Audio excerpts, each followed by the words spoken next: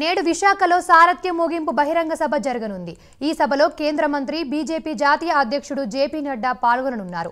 రాష్ట్రంలో బీజేపీని పటిష్పరించడమే లక్ష్యంగా సారథ్యం పేరిట 26 జిల్లాల్లో రాష్ట్ర అధ్యక్షుడు పీవీఎన్ మాధవ్ పర్యటనలు చేపట్టారు। సారథ్య ముగింపు సభకు 25,000 మంది కాషాయ శ్రేణులు హాజరయ్యే అవకాశం ఉంది। విశాఖ రైల్వే గ్రౌండ్ వద్ద సభకు సంబంధించి పూర్తి ఏర్పాట్లు చేశారు। సభలో కేంద్ర పథకాలపై జాతీయ అధ్యక్షుడు ప్రసంగించే అవకాశం ఉంది। సభకు 500 మంది పోలీసులతో బందోబస్తు ఏర్పాటు చేశారు। రైట్, దీనికి సంబంధించిన మరింత సమాచారం మా ప్రతినిధి చంద్రశేఖర్ అందిస్తారు। చంద్రశేఖర్, చెప్పండి।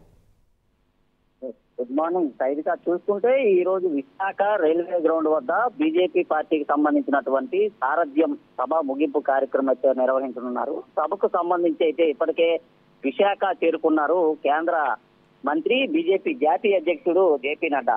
అయితే ఈ రోజు విశాఖలో జరిగేటటువంటి సభ ఏదైతే ఉందో ఈ సభ పూర్తిగా బీజేపీ కార్యకర్తలకు, బీజేపీ శ్రేణులకు, పార్టీ నేతలకు కూడా ఒక దిశ నిర్దేశించే విధంగా కూడా సాగేటటువంటి అవకాశం అయితే కనిపిస్తుంది। ఇప్పటికే సభకు సంబంధించి అన్ని ఏర్పాట్లు కూడా పూర్తి చేసినటువంటి పరిస్థితి కనిపించింది। ఇప్పటికే విశాఖ నగరానికి చేరుకున్నటువంటి కేంద్ర రక్షణ సహాయ శాఖ మంత్రి శ్రీనివాసవరంతో పాటు ఆ కేంద్ర మంత్రి బీజేపీ జాతీయ అధ్యక్షుడు జేపీ నడ్డా కూడా చేరుకోవడం జరిగింది। ఆయనకి పెద్ద ఎత్తున కూడా పార్టీ శ్రేణులు, నాయకులు, కార్యకర్తలు కూడా ఘన స్వాగతం అయితే పలికారు। ఈ రోజు ఉదయం 10 గంటలకి సభా కార్యక్రమం అయితే ప్రారంభం కానుంది। అయితే 26 జిల్లాలకు సంబంధించి సారథ్యం అనేటటువంటి ఒక కార్యక్రమాన్ని అయితే బీజేపీ రాష్ట్ర అధ్యక్షుడు పీవీఎన్ మాధవ్ అయితే చేపట్టినటువంటి పరిస్థితి కనిపించింది। అయితే సారథ్యం సభకు సంబంధించినటువంటి ముగింపు కార్యక్రమం ఏదైతే ఉందో ఆ ముగింపు కార్యక్రమం ఈ రోజు విశాఖ రైల్వే గ్రౌండ్ లో జరగనుంది। ఈ సభకు సంబంధించి పెద్ద ఎత్తున కూడా బీజేపీ శ్రేణులంతా కూడా హాజరు కానున్నారు। దాదాపు 26 జిల్లాలకు సంబంధించి కూడా 25,000 మంది వరకు కూడా హాజరయ్యేటటువంటి అవకాశం అయితే కనిపిస్తుంది। అలాగే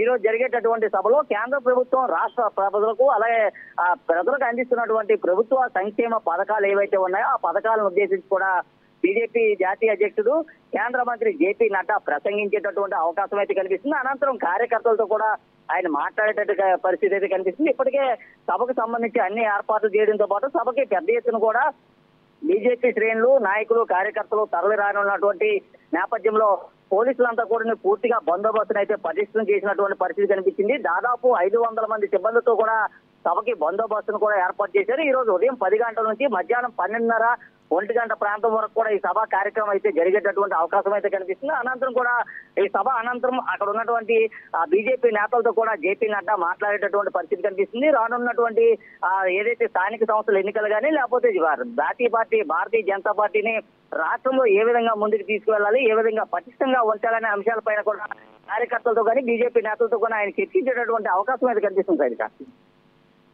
రైట్, థ్యాంక్